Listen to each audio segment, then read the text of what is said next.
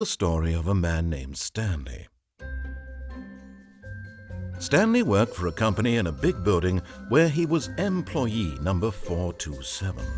Employee number 427's job was simple. He sat at his desk in room 427 and he pushed buttons on a keyboard.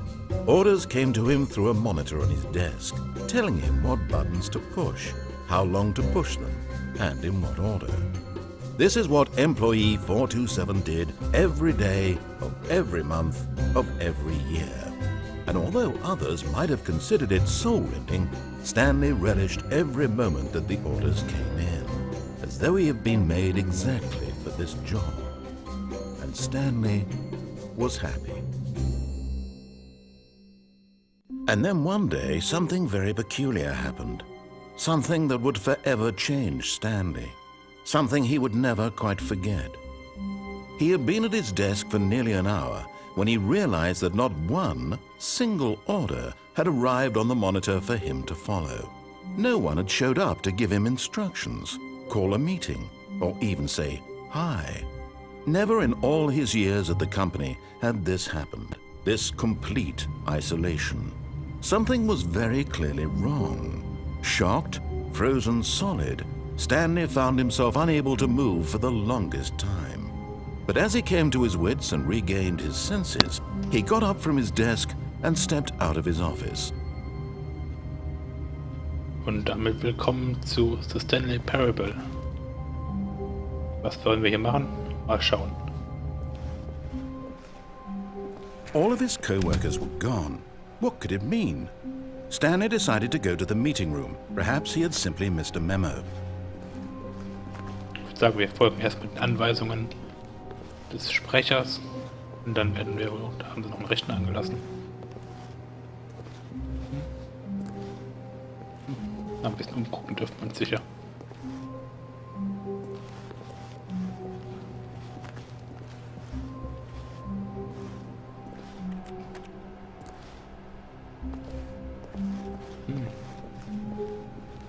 Es gibt zumindest noch einen Weg. When Stanley came to a set of two open doors, he entered the door on his left. Na gut, dann links.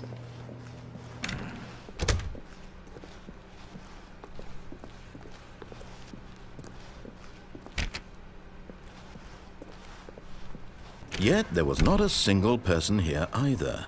Feeling a wave of disbelief, Stanley decided to go up to his boss's office, hoping he might find an answer there.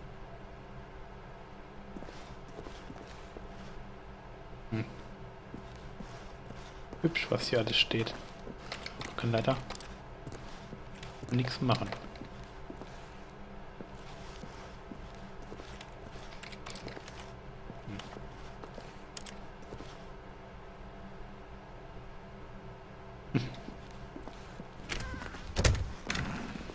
Oh.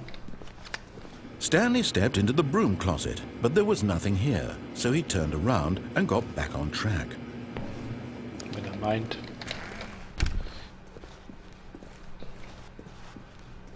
Coming to a staircase, Stanley walked upstairs to his boss's office.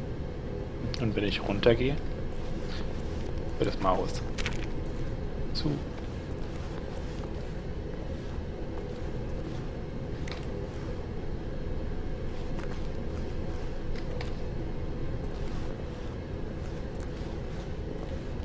Schauen. But Stanley just couldn't do it.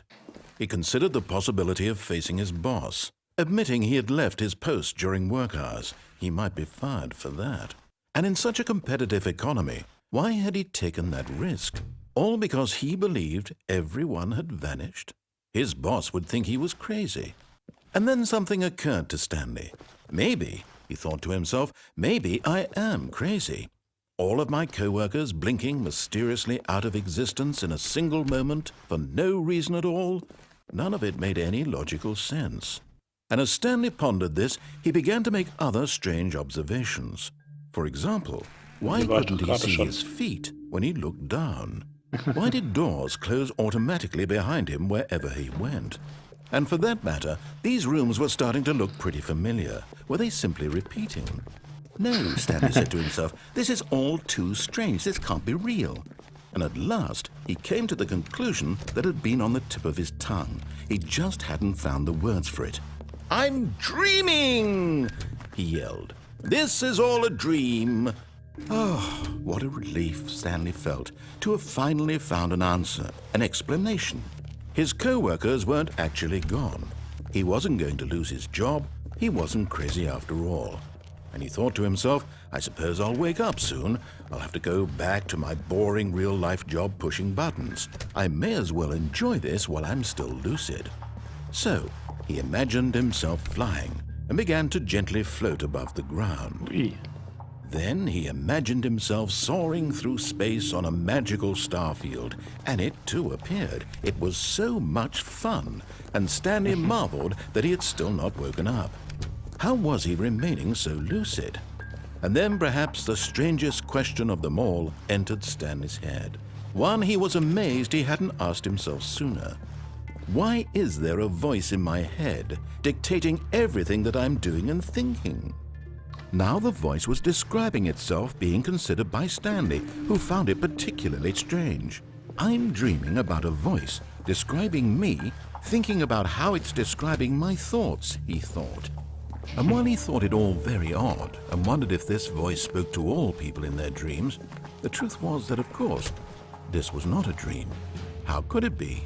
Was Stanley simply deceiving himself, believing that if he's asleep, he doesn't have to take responsibility for himself? Stanley is as awake right now as he's ever been in his life. Now, hearing the voice speak these words was quite a shock to Stanley. After all, he knew for certain, beyond a doubt, that this was in fact a dream. Did the voice not see him float and make the magical stars just a moment ago? How else would the voice explain all that? This voice was a part of himself too. Surely, if he could just... He would prove it. He would prove that he was in control, that this was a dream. So he closed his eyes gently, and he invited himself to wake up. He felt the cool weight of the blanket on his skin, the press of the mattress on his back, the fresh air of a world outside this one. Let me wake up, he thought to himself. I'm through with this dream. I wish it to be over. Let me go back to my job.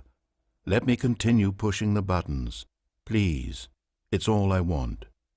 I want my apartment and my wife and my job. All I want is my life exactly the way it's always been. My life is normal. I am normal. Everything will be fine. I am okay.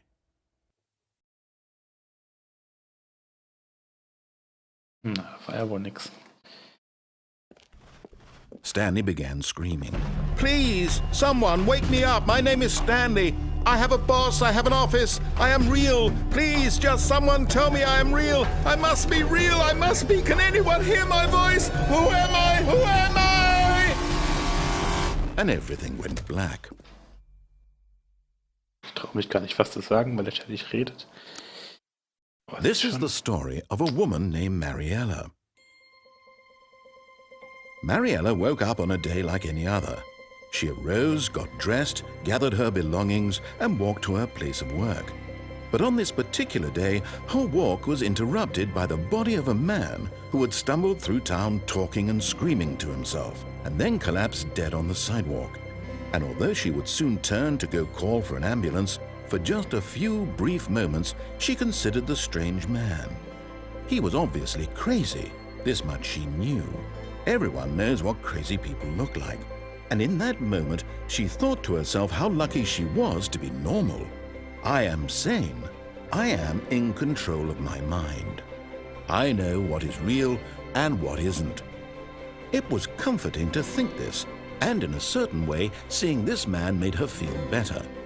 But then she remembered the meeting she had scheduled for that day, the very important people whose impressions of her would affect her career, and by extension, the rest of her life.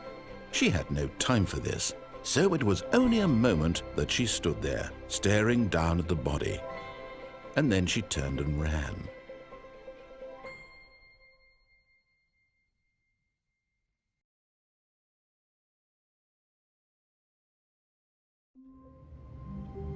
Das war jetzt wohl ein mögliches Ende. Das war jetzt nicht das Schönste. Versuchen wir ein anderes, erfreulicheres. All of his co-workers were gone. What could it mean? Stanley decided to go to the meeting room. Perhaps he had simply missed a memo. No matter how hard Stanley looked, he couldn't find a trace of his co-workers.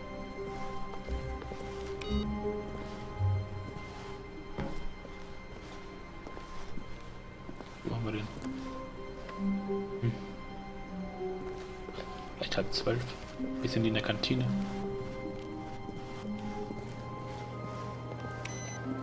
Mal schön Strom sparen. Echt?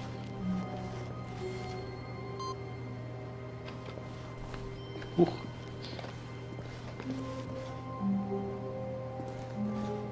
Man kann sich nicht ausmachen.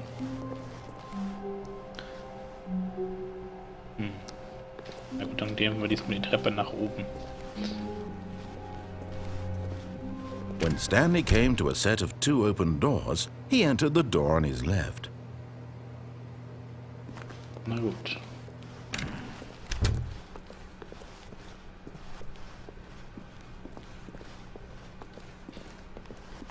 Yet there was not a single person here either. Feeling a wave of disbelief, Stanley decided to go up to his boss's office, hoping he might find an answer there. Coming to a staircase, Stanley walked upstairs to his boss's office.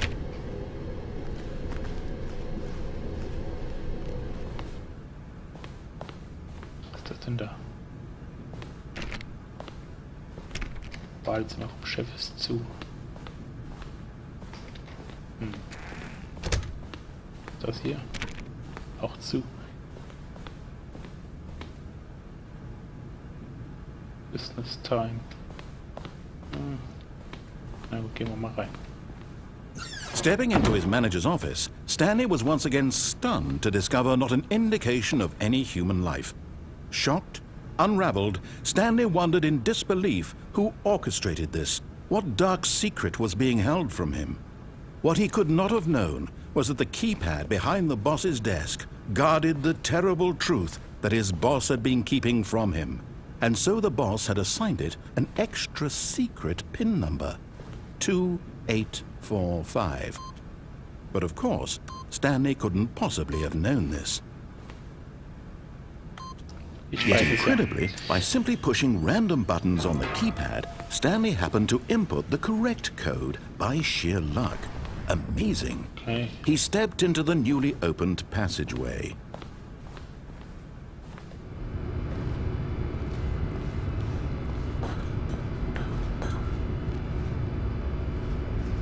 Ist da noch weiter?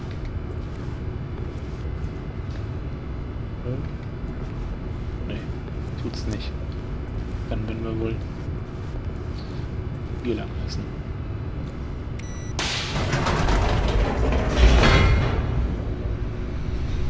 Okay.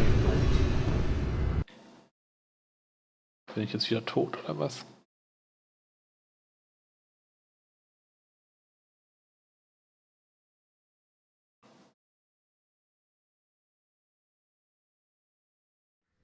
Descending deeper into the building, Stanley realized he felt a bit peculiar. It was a stirring of emotion in his chest, as though he felt more free to think for himself, to question the nature of his job. Why did he feel this now, when for years it had never occurred to him? This question would not go unanswered for long. Whoa. Stanley walked straight ahead through the large door that read Mind Control Facility. Fällt die Tür jetzt wieder hinter mir zu? Ja, natürlich.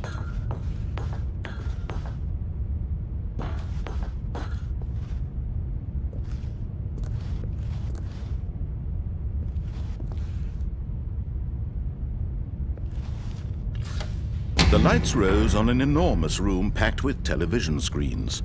What horrible secret did this place hold? Stanley thought to himself. Did he have the strength to find out? Hallo. Ich würde gerne ein bisschen springen, aber es geht nicht.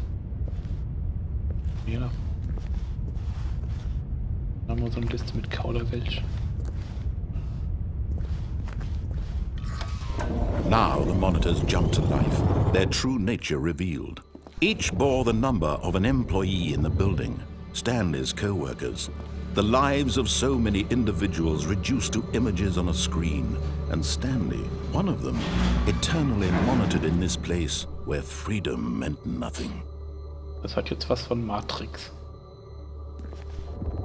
Mit den vielen Bildschirmen.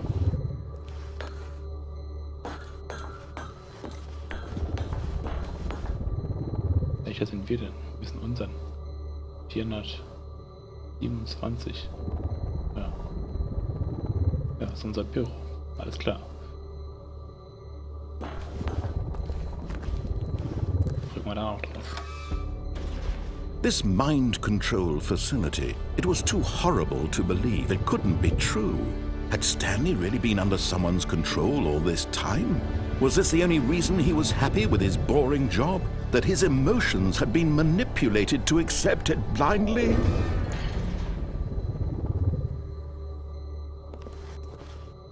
Naja, dann... Ne? No. He refused to believe it. He couldn't accept it. His own life in someone else's control? Never! It was unthinkable. Wasn't it? Was it even possible? Had he truly spent his entire life utterly blind to the world? Da geht's doch noch höher. Können wir nicht noch ein bisschen höher fahren? But here was the proof. The heart of the operation. Controls labeled with emotions. Happy, or sad, or content. Walking, eating, working. All of it monitored and commanded from this very place. And as the cold reality of his past began to sink in, Stanley decided that this machinery would never again exert its terrible power over another human life. For he would dismantle the controls once and for all. Auch den großen roten Knopf kann man nicht drücken. Das ist aber schade. Wieder auf der Tasse I like. Work. I just made my... Ach, das ist blöd. Boss. Ah ja.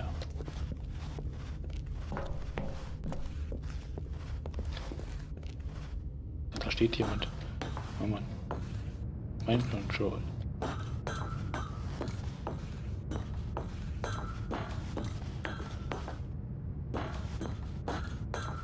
And when at last he found the source of the room's power, he knew it was his duty, his obligation, to put an end to this horrible place and to everything it stood for.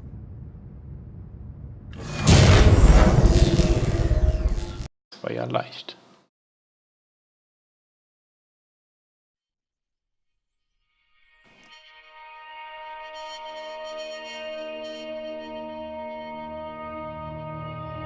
Blackness and a rising chill of uncertainty.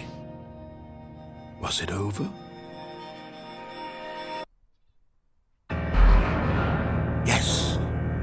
He had won! He had defeated the machine, unshackled himself from someone else's command. Freedom was mere moments away. And yet, even as the immense door slowly opened, Stanley reflected on how many puzzles still lay unsolved. Where had his co-workers gone? How had he been freed from the machine's grasp? What other mysteries did this strange building hold? But as sunlight streamed into the chamber, he realized none of this mattered to him, for it was not knowledge or even power that he had been seeking, but happiness. Perhaps his goal had not been to understand, but to let go. No longer would anyone tell him where to go, what to do, or how to feel. Whatever life he lives, it will be his. And that was all he needed to know. It was perhaps the only thing worth knowing. Stanley stepped through the open door. Stanley felt the cool breeze upon his skin, the feeling of liberation, the immense possibility of the new path before him. This was exactly the way right now, that things were meant to happen. And Stanley was happy.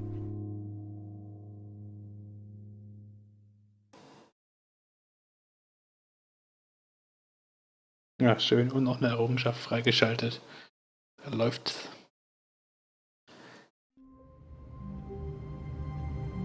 Ich werde mal einen Cut. Ich spiele sicher noch mal ein anderes Ende. Ganz bestimmt. Denn hier gibt es ja einige verschiedene Enden in dem Spiel. Muss man ja alle mal ausprobieren. Aber jetzt mache ich das mal aus. Bis zum nächsten Mal.